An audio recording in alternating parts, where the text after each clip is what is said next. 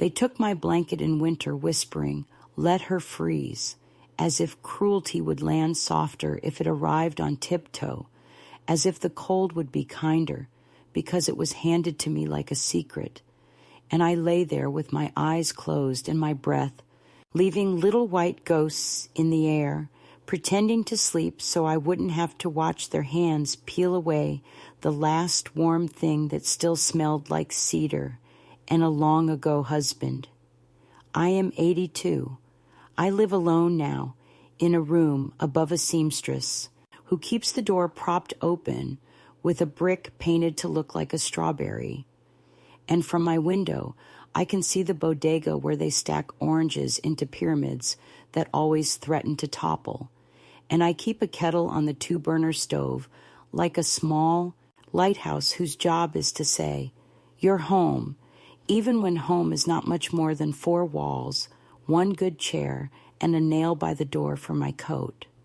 I sleep under a deep wool throw the color of pond water at dusk, and every night I smooth it with the back of my hand the way a person smooths a grave, and then I tuck my feet in and listen to the radiators hum like old men in church. Before this, there was the big house with the whispering, the fine faucets that glittered like jewelry, and the thermostat that never rose above virtue, because in that house, caring for an old woman was an exercise regimen of appearances, and restraint and warmth was budgeted like a luxury we hadn't earned.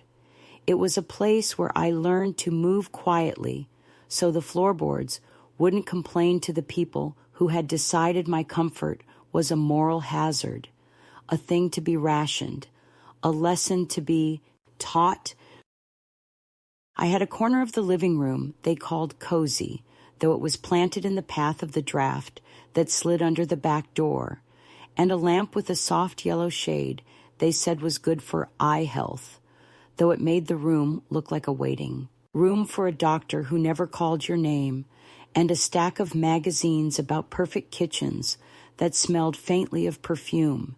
And it was there on that frigid evening when the glass of water on the side table grew a collar of ice like frostbite. Jewelry, that I heard the steps in the hallway and the voice at the register tuned whisper, the voice that once asked me for lunch money and later for help with a mortgage, saying, "Take it, she's always hogging the heavy one," followed by the rustle of fabric and the hush of someone pretending that meanness is a form of tidiness. I would like to say I cried out, that I grabbed the blanket and fought like a woman in a movie, but what I did was hold perfectly still, the way I used to when my babies slept on my chest, and any twitch might wake them, and instead of anger, I felt a kind of winter lucidity, a crystal clarity that said, "So this is the shape of my life as they imagine it, a shape that leaves no room for my warmth, my needs, my history, my ordinary human animal right to be warm, and under that clarity the memory of a December long ago, when the man I loved brought home the blanket from a roadside store and said, 'This is for the years when I can't be your fire.' And I laughed and told him not to be dramatic, and we slept that night under the weight of it, and it never once betrayed me until the night human hands lifted it away and turned me into a lesson about thrift. There is a special kind of humiliation reserved for the nearly invisible, a brand of shame that is applied with a smile and a spreadsheet, where kindness appears as a bullet point and stinginess is called discipline, and it leaves you lying on a couch you bought with your widow's savings, listening to the heat click off and on in irregular beats like a heart with arrhythmia, and you wonder when exactly the word mother turned into line item, and whether you did this to yourself by surviving long enough to be inconvenient. I will not martyr myself with pretty lies. I was not always clever. I stayed too long out of habit and out of the old superstition that love is something you keep paying for even when the service has been discontinued, and I learned to shrink as if smallness were a virtue, as if silence were the tax on protection. But that night the cold told me a different gospel. The air smelled like metal and detergent. The room held its breath. Somewhere a refrigerator snored. Frost began to lace the corners of the window, and the moon laid a flat palm of light across the rug like a mother testing for fever. And I tucked my hands into the sleeves of my cardigan and remembered the things I had paid for that no one remembered. The teeth straightened by installment and oatmeal. The fevers carried on my back from bathroom to bed. The shoes bought 2 sizes too big because money was thin and feet were greedy. The mortgage down payment written in my shaky widow's hand when grief still made beehives in my chest. The oil deliveries scheduled in my name because I was the one who knew the dates and spoke politely to the man. At the depot, the winter coats hung on the back of chairs and the mitten strings threaded through small sleeves so no one would come home crying. The soup, the socks on the radiator, the decades of warmth I created without applause, and I realized that somewhere along the way I had agreed to be grateful for a corner, a lamp, a whisper, like a tenant in my own generosity. The bone-deep cold has a memory. It carries the marsh smell of childhood winters when the windows wept, and we plugged the cracks with newspapers, and it carries the hospital corridors where I sat with a paper cup of coffee, going skin on top while a doctor spoke in a voice that sounded like a radio tuned between stations, and it carries the long nights after my husband died, when I learned how to sleep on a bed that felt like a raft in the dark ocean of the bedroom. And in each of those winters, I met my fear, and I bought it a coat. But that particular winter in the big house asked a different price. It asked that I sign away the right to be a mammal, to be a creature entitled to warmth as much as to prayer. And in the stillness after the blanket vanished, I understood that the next morning would be a hinge, that something would swing open or shut, and I would either step into the bright, unflattering daylight where people see you and you see yourself, or I would sink into a ritual of grateful shivering and call it family. I am 82, and I have learned that a room can be a kingdom if the door locks from the inside and the kettle sings when you turn the knob. And I have learned that memory is a better insulator than bitterness, though both will keep a person warm if you hold them close enough. In my little room above the seamstress, where the day begins with the sound of scissors kissing cloth and the soft gossip of thread through needle eyes, I drink my tea with honey because it feels like an apology to my throat, and I set the cup on a saucer with a hairline crack that runs like a river across a map. And I think of that night, and I do not feel ruined. I feel recorded, as if the ledger of my life finally has a neat column where the debits and credits have been written down in my own hand.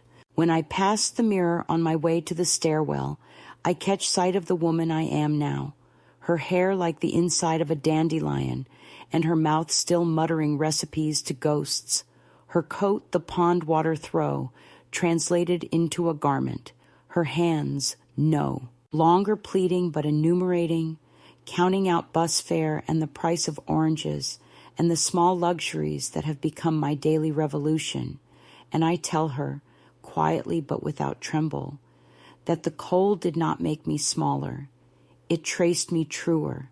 It showed me the borders of a life I had let be drawn by other people's pencils, and it made me walk to the window and put my palm against the glass until my heat left a print, proof to myself that I was still a creature of temperature, a body with claim to fire, and that the next chapter would begin not with a door slammed behind me by someone else, but with the soft scrape of my own key in a lock that belongs to me.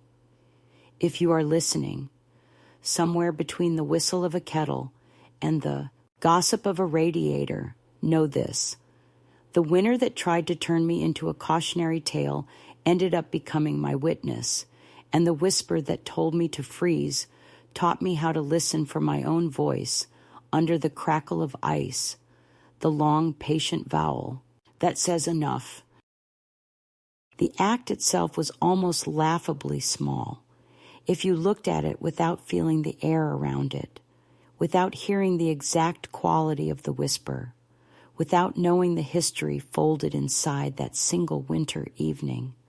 But for me, it was the hinge, where everything turned, the proof that all the little cruelties I had excused as stress or forgetfulness or bad timing were not accidents at all, but a deliberate posture toward me, toward my body, toward my existence. I had fallen asleep in the armchair that leaned too far back and squeaked if you shifted, a chair they called Grandma's Spot, with an affectionate tone that carried the aftertaste of mockery, and I had pulled the heavy wool blanket over myself, because the room was drafty and the vents had been closed hours ago, and I was dreaming of nothing in particular when I felt the air shift, the faintest tug at my shoulder, the slow slide of warmth leaving my body like a tide retreating. I kept my eyes shut, but I was awake instantly, my body stiff with that primal alarm you feel when someone tries to touch you without permission, and into the silence came the daughter-in-law's voice, low but not low enough, as if I were deaf, as if age had sealed my ears as tightly as they wished to seal my mouth, whispering, "Let her freeze. It will teach her to stop hogging the good one." A pause, then a hushed chuckle, and another voice agreeing, "She'll be fine. She doesn't need so much. Old people run cold anyway, don't they?" And then the weight of the blanket disappeared entirely, leaving me in the thin air of the living room with only my cardigan buttoned wrong across my chest. I heard the whisper of feet retreating, the door easing shut, and I realized I had just been demoted from a person to a lesson, a moral anecdote about thrift and discomfort. It was not about fabric or temperature. It was about hierarchy, about who deserved to feel safe and who did not, about who was allowed the comfort of continuity and who would be taught through subtraction.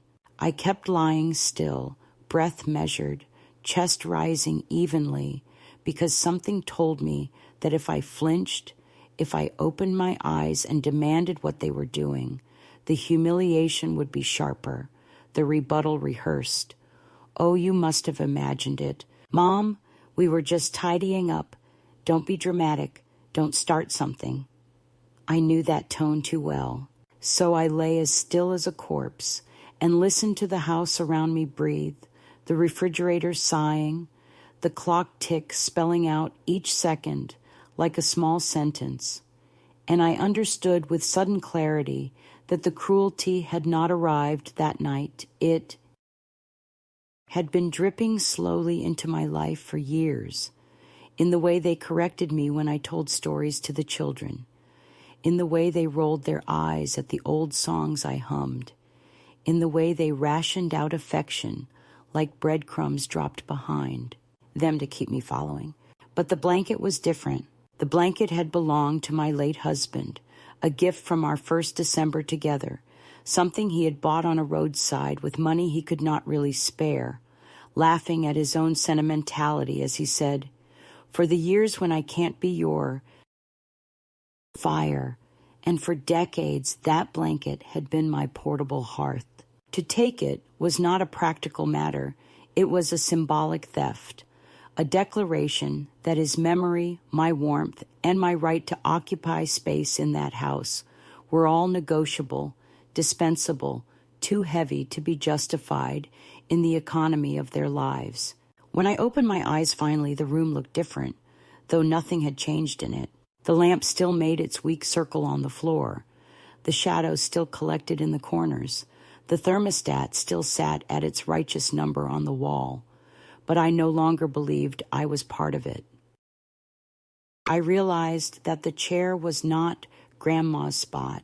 It was a staging area, a placeholder, a corner of convenience, a way to keep me contained and visible, but not truly seen. I sat there for a while, arms folded across my chest, feeling the cold creep into my sleeves, and I thought of every night I had stayed quiet so as not to disturb their rhythm, every meal I had prepared and watched them eat without acknowledgement, every bill I had covered without mention, every sigh I had swallowed because I didn't want to be trouble.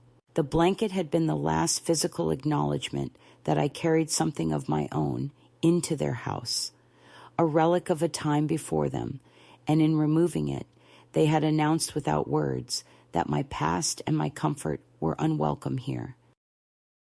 I did not cry. I did not even move for a long time. My anger was not theatrical.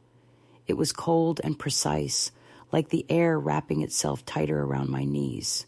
I thought about how I had signed the checks for the heating oil deliveries, how my name was still on the account, how the supplier called me every autumn to confirm the schedule. I thought about how many times I had pulled money quietly from my savings to smooth over their expenses, how my thrift had kept their holidays glossy, how my sacrifices had been folded invisibly into the fabric of their lifestyle, and I saw it then, not as generosity, but as a contract I had signed without reading the fine print, a contract that apparently allowed them to ration me out like a child's dessert. That night, the removal of the blanket was not simply an insult. It was the catalyst that rewrote my understanding of my place in that house. I was not family in their eyes, not legacy, not elder deserving respect. I was a tenant of their tolerance, and tolerance is a thin quilt in the heart of winter. I sat there until the house settled into full silence, until even the pipes stopped clanking, until I knew no one would come back to return the blanket or check on me, and then I stood slowly, joints protesting, heart steady, and I walked barefoot into the hallway, past the photographs on the wall that showed their vacations, their smiling faces, their curated lives where I did not appear, and I reached out and touched one frame lightly, feeling the glass cold as ice, and I thought, "You have erased me so cleanly you think I will not notice." But I noticed. I noticed in the emptiness where my blanket should have been, in the echo where my name used to be spoken with warmth, in the whisper that told me not to need what I had already earned. That was the moment, more than any argument, more than any slammed door, more than any insult, when I understood. They had chosen to let me freeze, and I would not oblige them twice. The days that followed the theft of my blanket did not explode into confrontation or drama, because families like mine do not operate with slamming doors or outright declarations. They operate with calibrations, with quiet reductions, with a system of rationing dignity until you are left with crumbs you are expected to thank them for. And so the escalation was not loud but persistent, the kind of cruelty that arrives on tiptoe and settles in like a draft you cannot block. The thermostat in that house became a battlefield I was never invited to fight upon. They set it at a frugal number, and when I asked gently if it might be nudged higher, the daughter-in-law gave me a look of theatrical pity and said, "Oh, Mary, we're really trying to save on energy. It's good for the environment, and you know older people should move around more. Keeps the circulation up, so just add another sweater." As if my body's shivering was not a message of need but a moral failing, as if I were lazy for wanting warmth. I stopped asking after that first dismissal because I had already learned that questions become ammunition that every plea will be transformed into proof that you are unreasonable.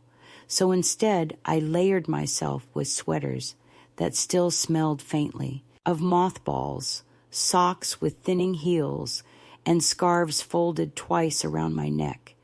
And yet the cold still seeped in, curling around my ankles, finding its way into my joints until my hands ached too much to button my blouse. I began spending more time in the kitchen, not because anyone wanted me there, but because when the oven was on, I could hover near it like a beggar near a campfire, opening the door a crack after baking potatoes just to let the heat leak into my face, though I made sure to close it quickly when I heard footsteps because I knew they would call it wasteful.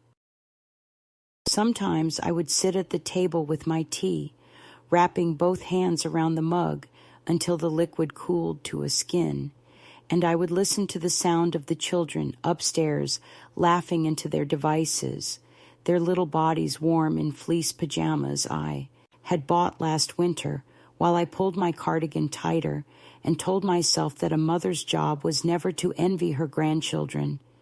But envy arrived anyway, uninvited, every time I saw their rosy cheeks and bare feet on the wood floors. When meals were served, I noticed how I was given the smallest portion, not ungenerous, but always measured, as if food too had become a controlled resource, as if I were a burden not just on space, but on calories. I did not complain. I told myself that less food was easier on my digestion, that my appetite was smaller now, though in truth my stomach growled into the nights, loud enough to shame me. The cruelties were not limited to hunger and cold. There was a subtler form of erasure at play. My stories, once solicited, became interruptions. When I began to tell the children about the snowstorm of 1954, my son cut me off with a quick, "They don't need to hear about that, Mom. Let's not bore them."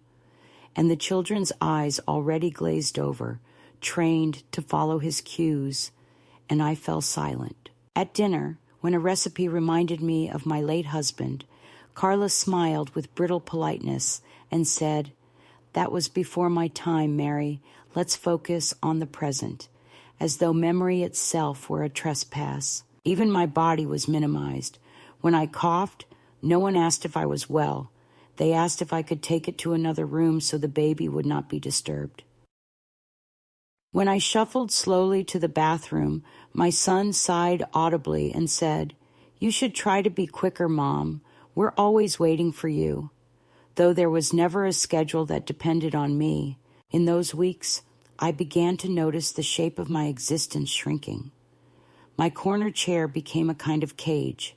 They placed a basket beside it, filled with puzzles and knitting yarn, as if that corner were my designated playground.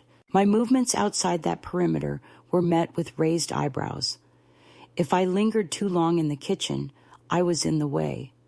If I stood too long at the window, I was asked if I was lost in thought again, the word lost carrying too much weight. And so I learned to fold myself into the smallest shapes, to become the kind of quiet background figure they preferred.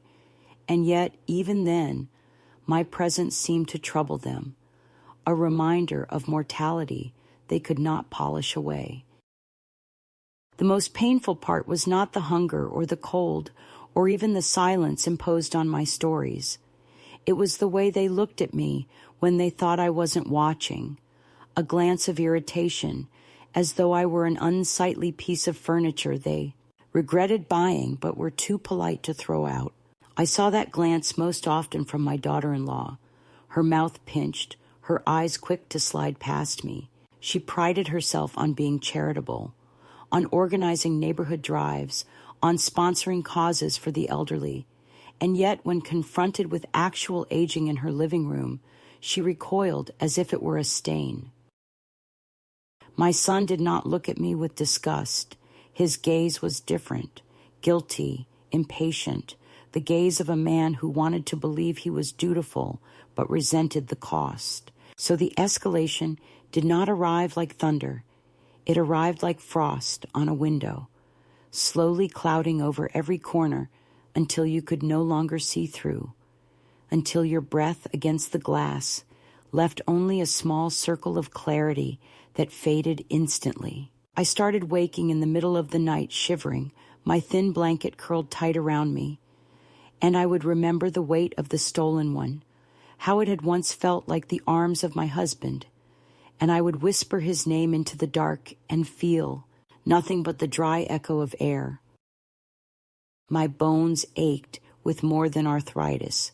They ached with the knowledge that I had become invisible in the very house I had financed, that my name was on bills no one admitted I paid, that my years of labor and loyalty had been alchemized into an expectation that I would require nothing but silence and sweaters. One afternoon, when the house was empty, I wandered into the garage, hoping to find an old heater or extra bedding, but instead I found boxes labeled with Carla's handwriting, sharp and territorial. Seasonal decor, baby clothes, donate. On top of one box was a pile of my own things, sweaters I hadn't seen in months, my old teapot, the photo album I thought was lost.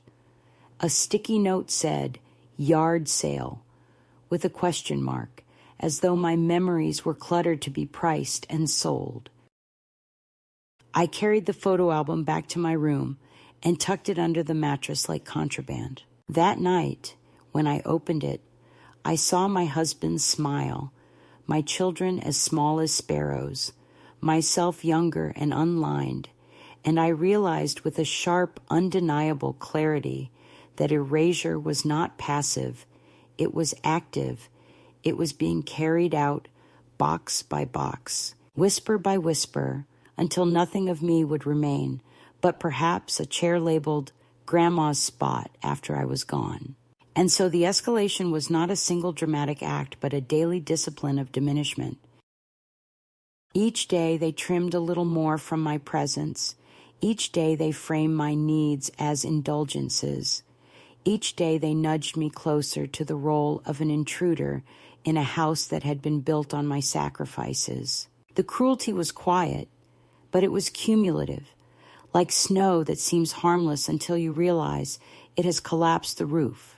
And I knew, though I could not yet say it out loud, that the roof would soon fall unless I found a way to step outside, unless I remembered that invisibility is not the same as absence, and that the act of erasure can be reversed the moment you decide to write your name again. It was in the quiet of a Tuesday afternoon, when the house had emptied of its noise, and I could hear only the faint hum of the refrigerator and the wind rattling the bare branches outside, that the shift began, not with a confrontation, not with a sudden explosion of courage, but with the simplest of accidents, the kind of discovery that changes the way you see the furniture of your life. For while searching for a spare light bulb in the desk drawer where I thought my son kept household odds and ends, I found instead the folder from the heating oil company, the one with invoices neatly clipped together, and on the top page, in bold black letters, was my name, not his, not hers, but mine, printed clearly as the account holder. For a moment, I simply stared at the paper, as though I had stumbled across a relic from a life I once lived. Something sacred I had forgotten belonged to me. And then I felt it, that small tightening in the chest that was not fear this time, but recognition, because here was proof that I was not the guest they treated me as, not the freeloader they hinted about, not the dependent they suggested I had become, but the one whose money had kept the furnace alive through all the winters, whose signature had ensured that the tank was filled, whose quiet sacrifices had quite literally kept the air warm in rooms where my voice was now unwelcome. I sat down in the chair by the desk, the invoices trembling slightly in my hands, not from weakness, but from a dawning awareness that everything I had been made to feel was a distortion, that the cold pressing into my bones at night was not inevitable, that the humiliation of being told to wear another sweater was not about finances or virtue, but about control. And for the first time in years, I let myself trace my own name on the page with the tip of my finger, as though reacquainting myself with a woman I had nearly forgotten. The letters curved strong and certain, not shaky, not fading, and I realized that somewhere inside me I still possessed the power to say yes or no, to pay or not pay, to decide who in this house froze and who did not. I slipped the folder back exactly as I had found it, careful not to leave any sign of disturbance. But the knowledge did not go back into the drawer. It lodged inside me like a coal refusing to extinguish. That evening, when Carla breezed through the kitchen talking about a new budget plan and reminding me again to be mindful of hot water use, I nodded politely, but behind my calm eyes, I was already rearranging the ledger of my own life. I began to walk through the house differently, slower but more deliberate, touching surfaces, pausing at windows, as though to remind myself that these walls had been paid for with my years, that I was not a tolerated burden, but an unacknowledged benefactor. The photographs that excluded me no longer cut as deeply. Instead, I saw them for what they were, staged illusions in a house whose real foundation was invisible, but solid, because I had poured it myself. That night, in the silence of my corner chair, I pulled out an old notebook I had carried in my purse for years, its pages filled with shopping lists and reminders, and on a blank sheet I began to write. Not poetry, not letters, but numbers. I listed the dates of the oil payments, the amounts, the deposits from my account, the cash withdrawals I had made over the last 2 winters. I wrote them down with the meticulousness of a woman rebuilding her memory brick by brick, and when I looked at the totals, I smiled faintly. It was not just paper, it was leverage, it was history. It was proof that I had not vanished, no matter how carefully they cropped me out of the frame. I began to imagine possibilities, small at first, tentative, like the thought of skipping a transfer 1 month just to see what would happen, or calling the supplier myself and changing the delivery date. These were not actions yet, only rehearsals in my mind, but the mere act of imagining them was intoxicating. For the first time in years, I was not rehearsing apologies. I was rehearsing choices. When I wrapped myself in the thin blanket that night, I no longer felt only the cold. I felt the quiet hum of potential, like a song beginning far off in the distance. It was also around this time that I started carrying myself differently in conversation, though they did not notice. When my son lectured me gently about the cost of groceries, I did not shrink or explain. I simply looked at him with a level gaze that made him shift uncomfortably in his chair. When Carla mentioned how hard it is to manage everything these days, I thought but did not say, "You have never managed half of what I did," and that unspoken sentence gave me strength. I no longer needed their validation for my reality. The invoices had validated me already.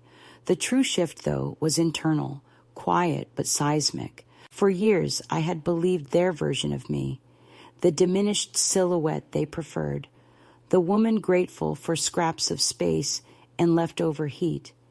But sitting at the desk that Tuesday, tracing my name, I remembered, with startling clarity, the woman I had been before, resourceful, stubborn, the one who made do with little, but always made sure there was enough for others, the one who had signed mortgages and contracts, the one who had stood at gravesides and still kept going.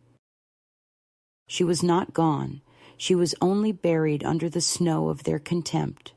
And with the discovery of that folder, I felt her thawing, stretching her limbs, readying herself to stand. From that day on, the house did not feel like a prison, so much as a stage where I was biding my time.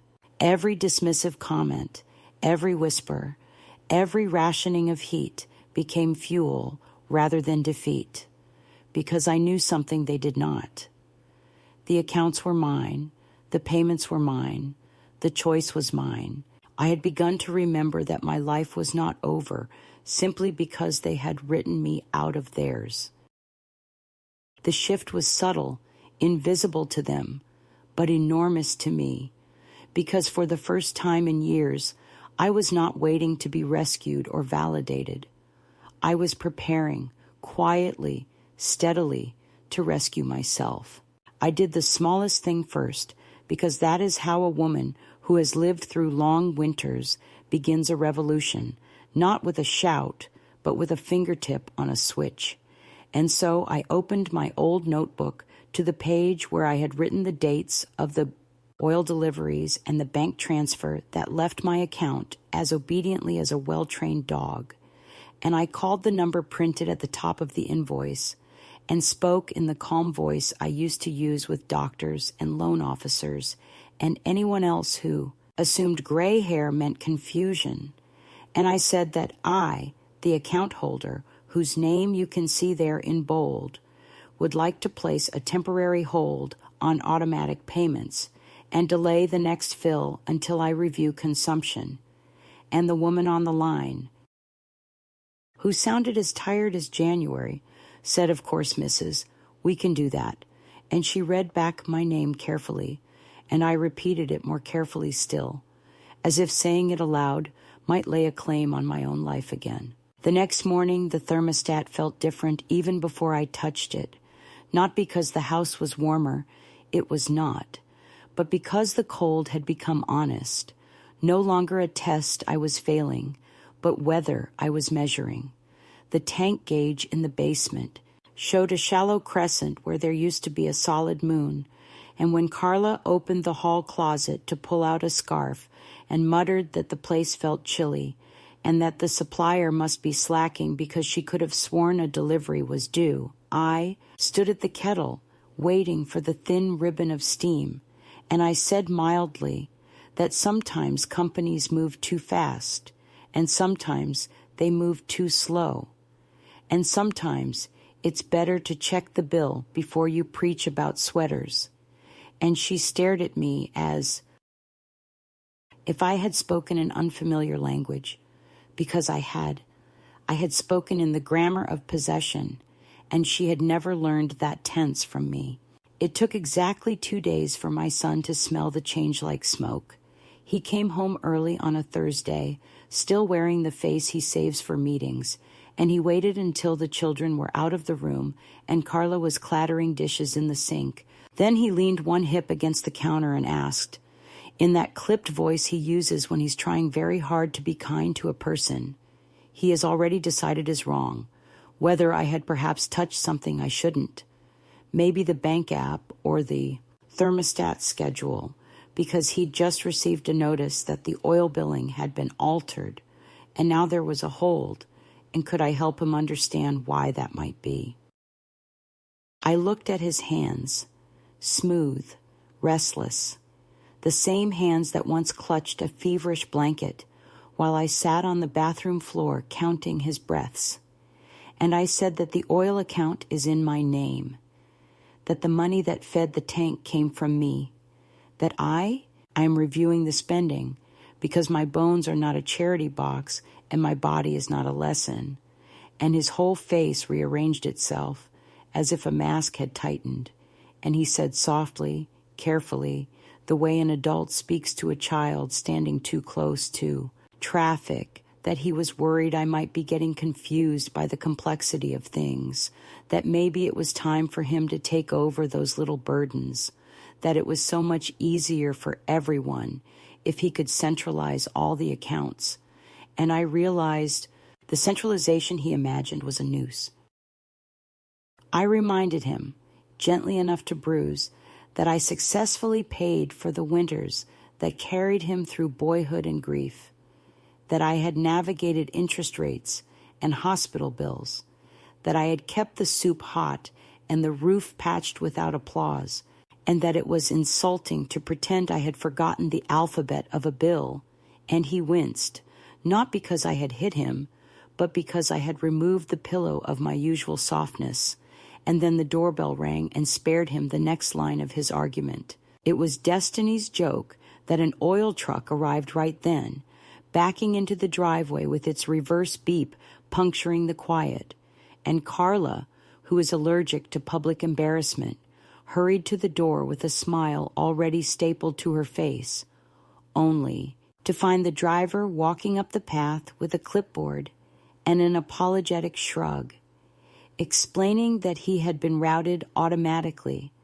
but the office had a hold on the account, and he couldn't pump a drop without the account holder's release. And I watched. Her glance over her shoulder at me before she turned the full heat of her politeness on the man, offering him coffee, asking whether there was perhaps a mistake, and when he repeated account holder, I could almost see the shape of those words, entering the house like a stray animal, and I stepped forward and said, "Thank you for coming. I'm reviewing the schedule. No delivery today. Please note that on the log." And he tipped his cap and left the long hose coiled like a black snake on the walk, and the neighbors, with their talent for hearing through glass, peered between their tasteful curtains, and Carla shut the door very carefully, as if noisy motion might cause the whole facade to shatter. The conversation that followed passed for civil, because everything in that house did, but the temperature in the room dropped like a barometer before a storm. She asked what exactly I thought I was doing. I said that I was setting a boundary with money. She said that boundaries were fine in theory, but could we please be practical? We have a baby, we have guests, we have appearances, and I said, so do I.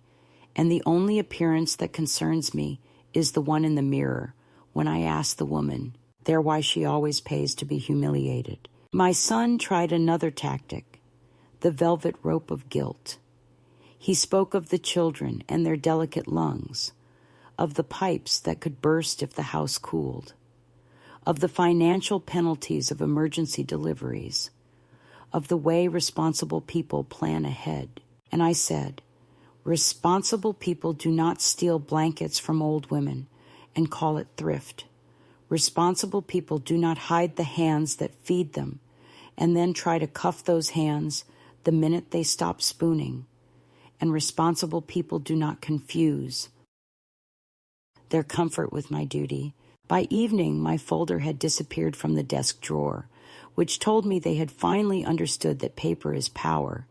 And when I went to my room, I found my drawers tidied beyond recognition, my pillbox relocated to the top of the dresser for safety, my spare keys missing from the dish by the lamp, and an informational brochure for an assisted living community with boutique amenities, folded like an invitation on my pillow, which would have been funny if it were not a threat, because I know the choreography of such transitions.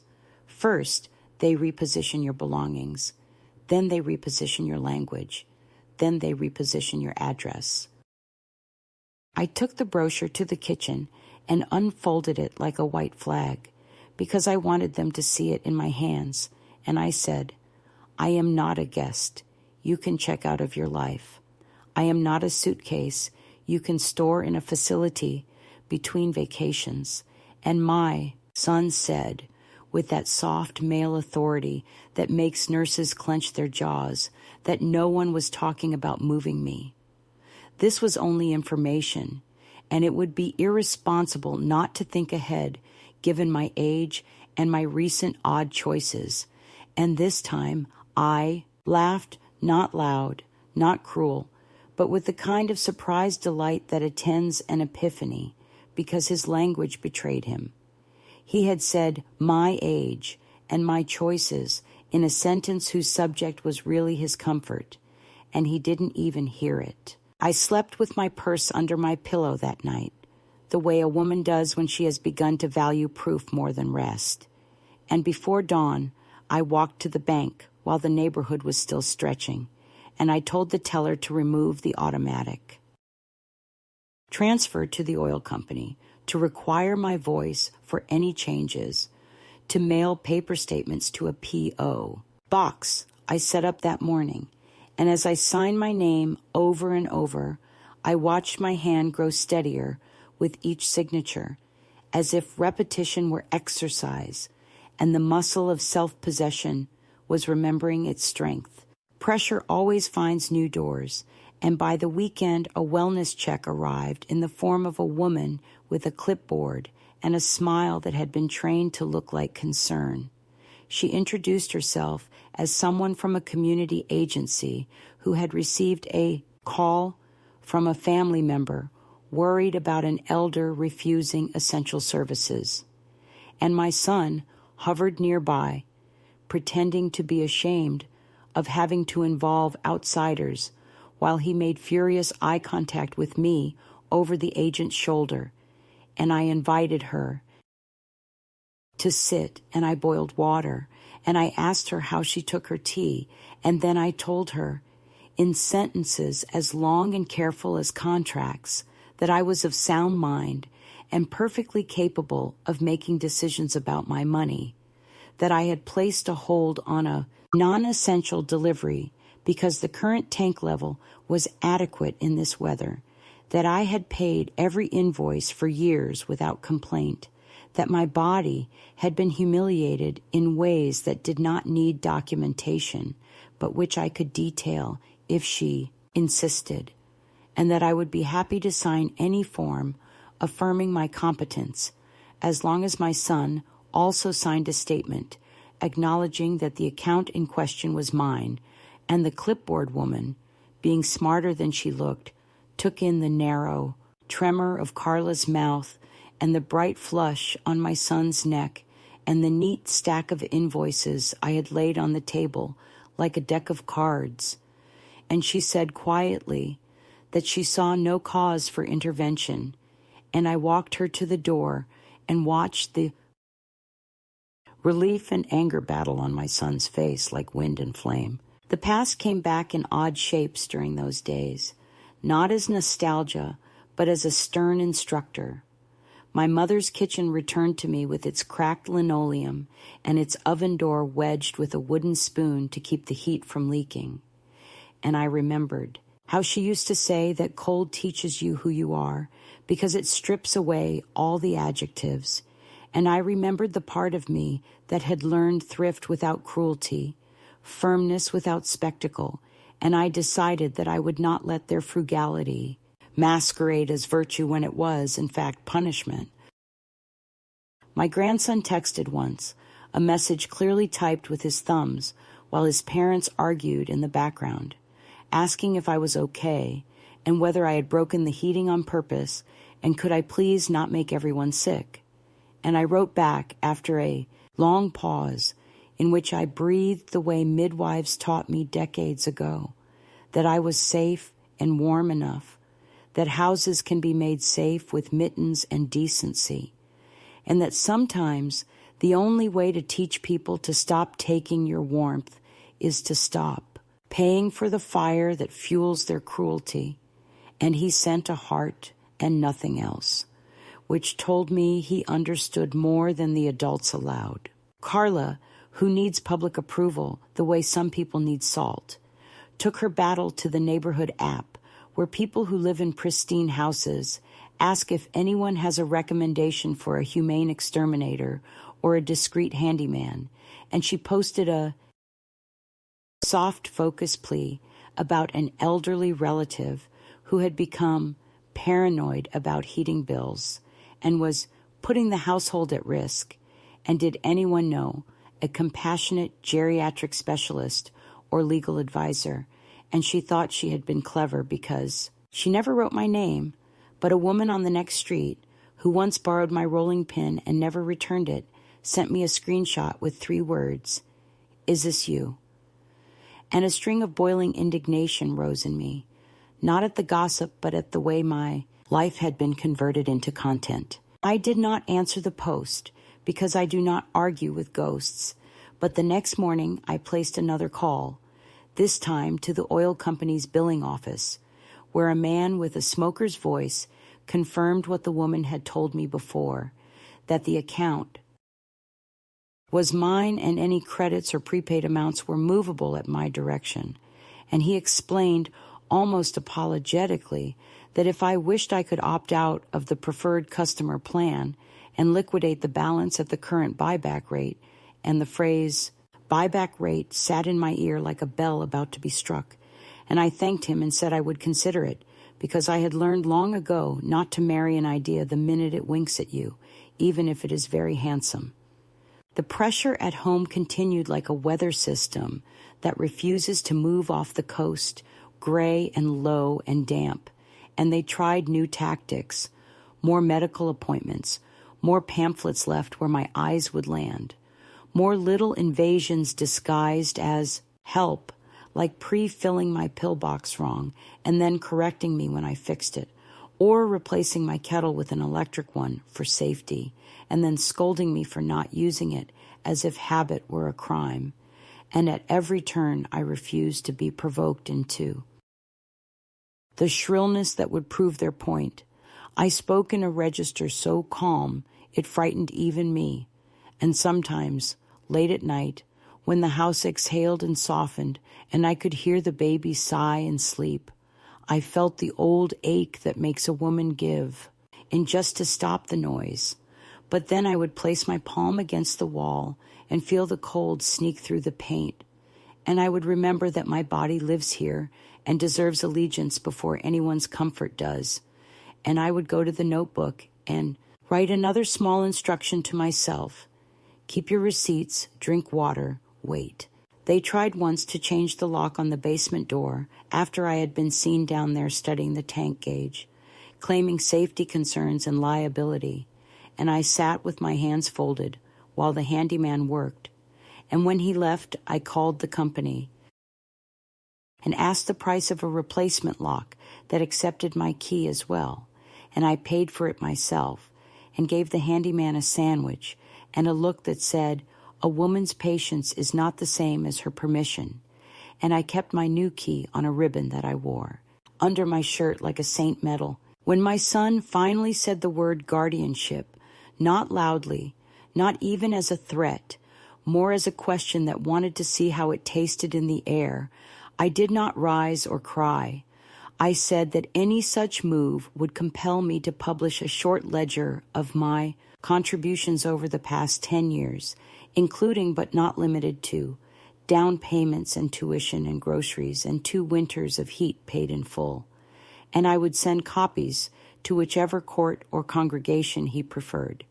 And he flinched again and said, I was being dramatic, and I answered that I had been silent so long that my honesty sounded like theater to people who preferred a quieter lie. In those days, the house began to reveal its seams to me, the way certain boards complained when crossed, the way the front door stuck on humid mornings, the way the cold pooled near the staircase, and I moved through it like a surveyor reclaiming a stolen plot, marking corners in my mind, measuring distances between what they said and what was true, and every measurement made the air feel clearer, even if the temperature did not rise. I started to carry a small envelope of cash in the lining of my coat, not because I was running away, though part of me was already stepping out, but because money transforms a woman from furniture into a person,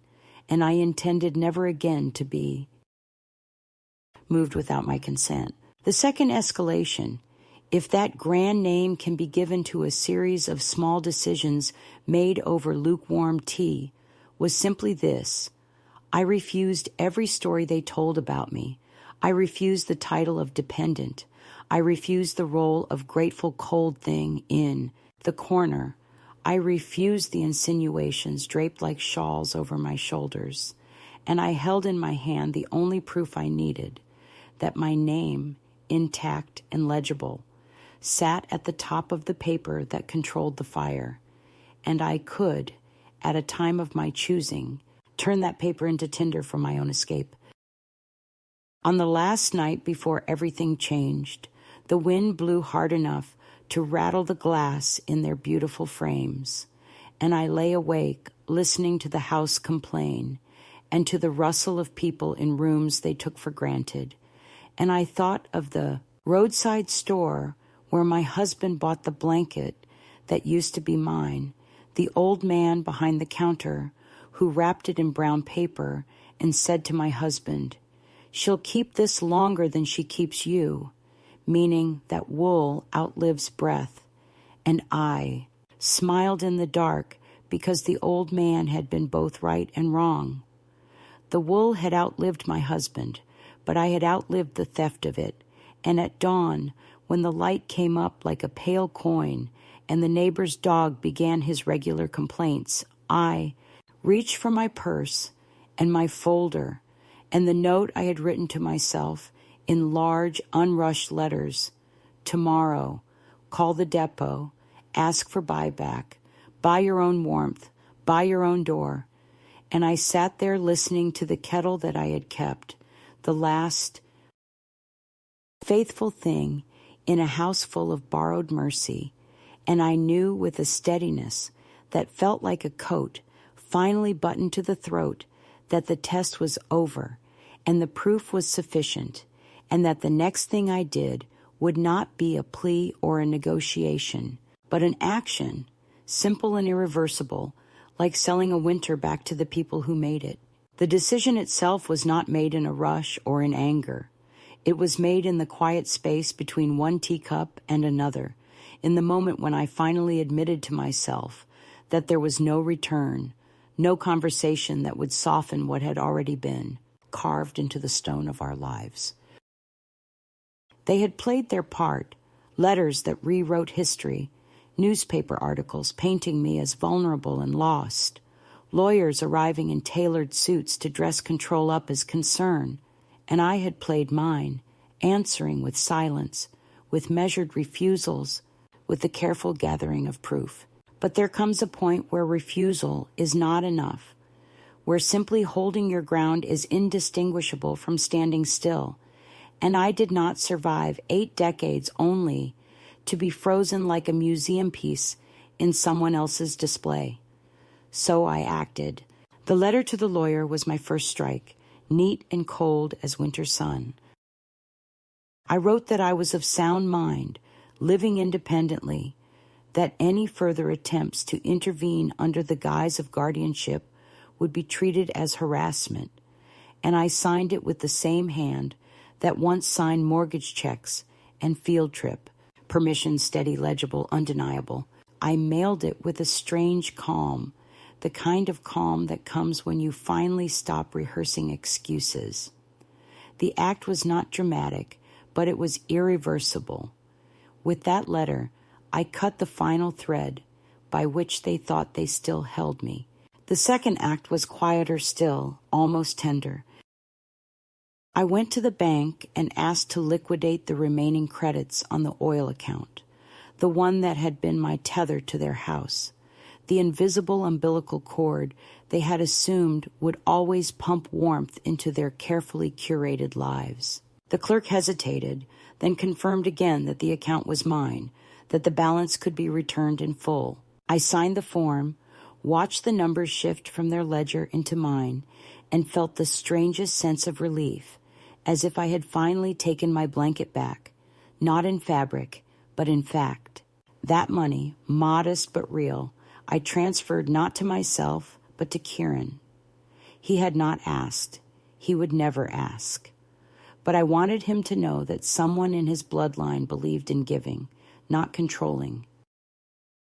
I left no instructions, no demands, just a gift, no strings, no shame, no ledger to balance.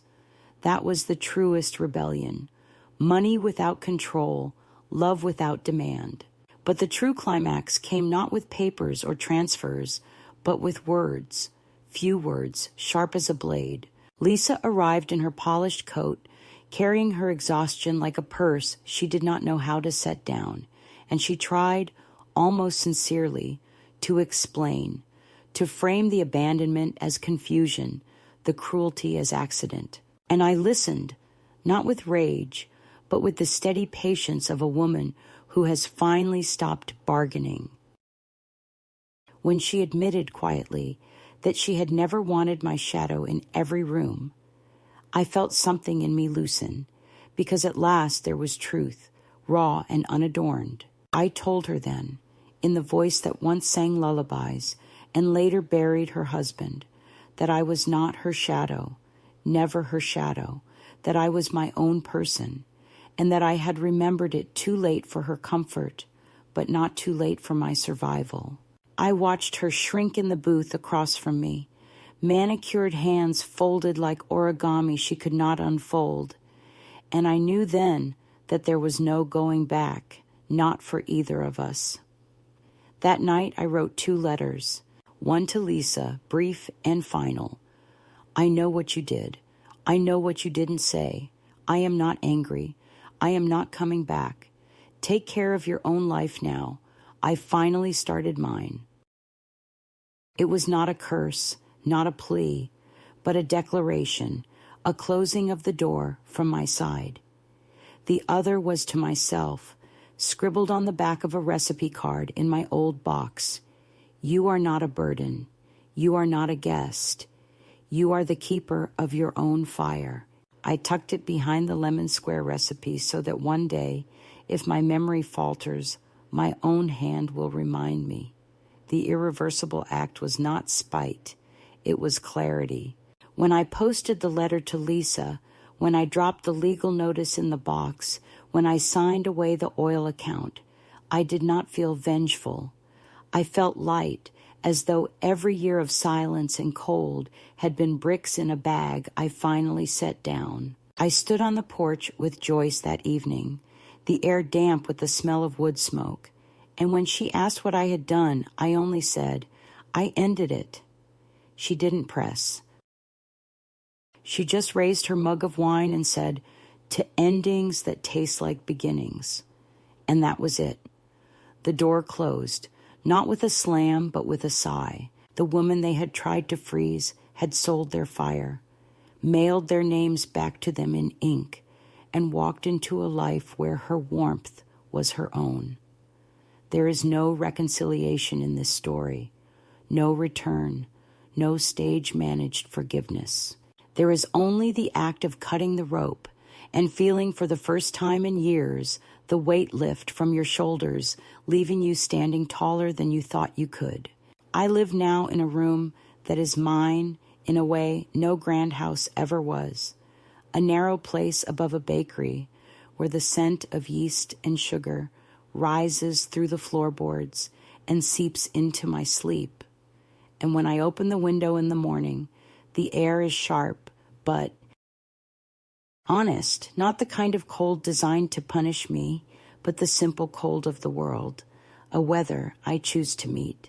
My blanket, the new one I bought with money they never knew I had, lies folded at the foot of my bed like a patient animal, waiting each night to wrap itself around me. And every time I smooth its edges, I remember the night they stole the old one and whispered that I should freeze, and I smile because I did not freeze. I burned quietly until I turned their own fire into my freedom.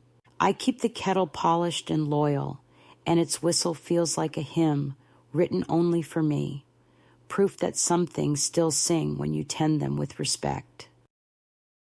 My days are not grand, but they are steady.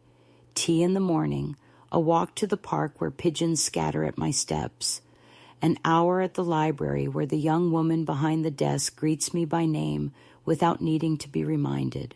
No one here sighs when I enter a room. No one calculates the cost of my warmth. No one measures out my portions or edits my stories. Here I am simply an old woman living, and that is enough. I sometimes think of them, not with venom, but with a kind of distant pity, because they are trapped still in the house I left. A house colder than they will admit, not because the furnace runs low, but because their hearts are locked in the constant arithmetic of control, and there is no fire in that equation.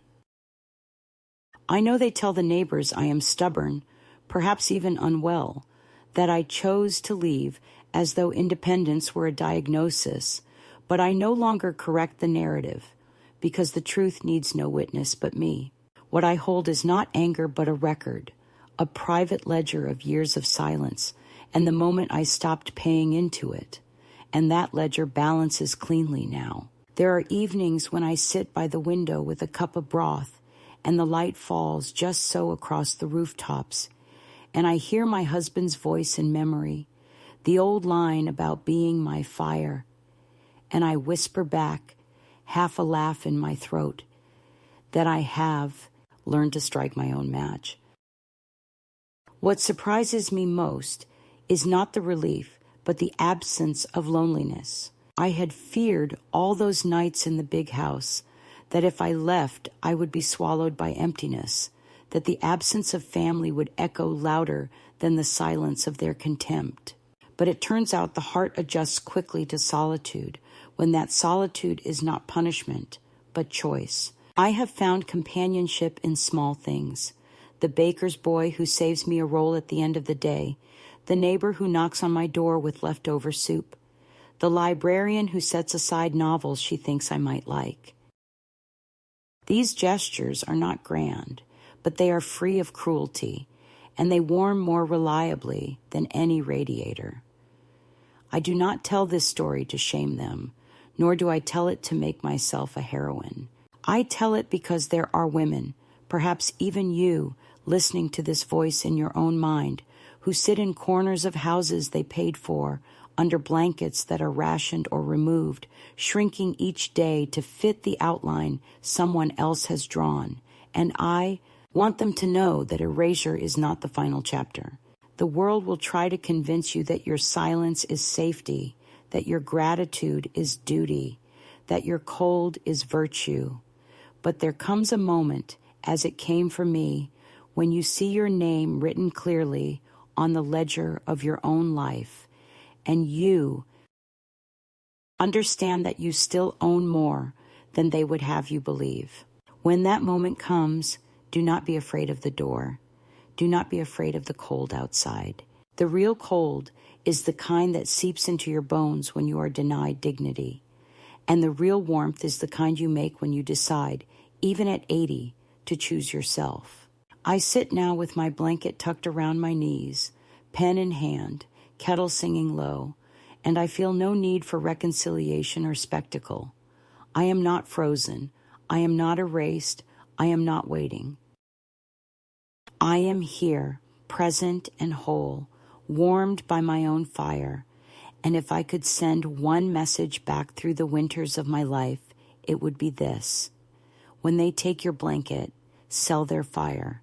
When they whisper, let her freeze. Answer not with a plea, but with an act.